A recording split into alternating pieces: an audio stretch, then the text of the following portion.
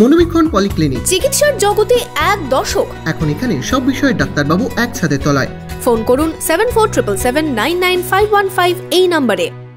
মায়ের বকাবকিতে অভিমানে আত্মঘাতী যুবক। ফারাক্কার বেওয়া 1 নম্বর গ্রাম পঞ্চায়েতের রেল কলোনি এলাকার ঘটনা।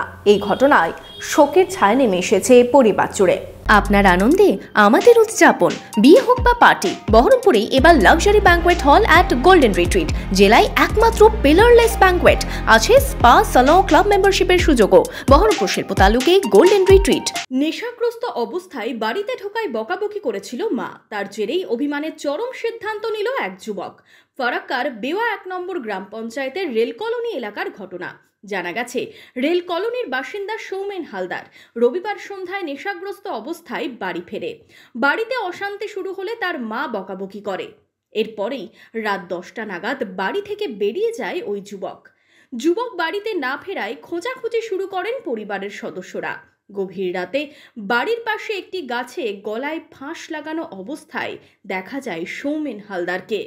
তাকে উদ্ধার করে বেনিয়া গ্রাম স্বাস্থ্যকেন্দ্রে নিয়ে যাওয়া হলে মৃত বলে ঘোষণা করেন চিকিৎসক। সকাল থেকে মদ খেয়েছিল, মা গালাগালি করেছিল। ঠিক আছে, আমি 3টার সময় মাছ ধরি নৌকাতে গেলাম, যে ঘাটে গেলাম, দেখি ঘাটে যে আমার সঙ্গে দেখা করেছে। আমি বললাম যে বাড়িতে যা। ওরা নৌকা ছেড়ে চলে গেছি 4টার দিকে, দিয়ে আবার 7টার দিকে বাড়ি গিয়েছে।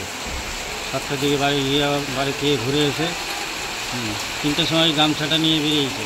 বলে একটা গামছা ছিল, ওই গামছাটা নিয়ে বেরিয়েছে।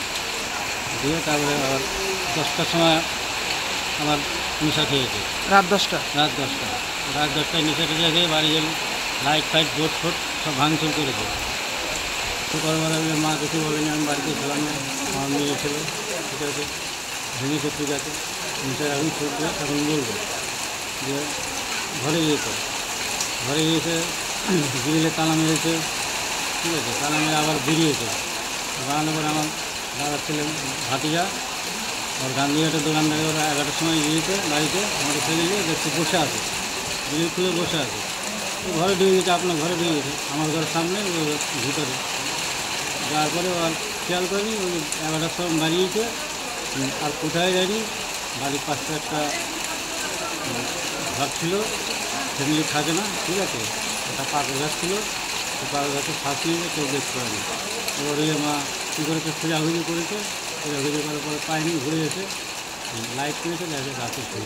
খবর পেয়ে পুলিশ মৃতদেহ উদ্ধার করে ময়নাতদন্তের জন্য জঙ্গিপুর মহকুমা হাসপাতালের মর্গে পাঠায়। যুবকের মৃত্যুতে শোকের ছায়া নেমে এসেছে পরিবার জুড়ে।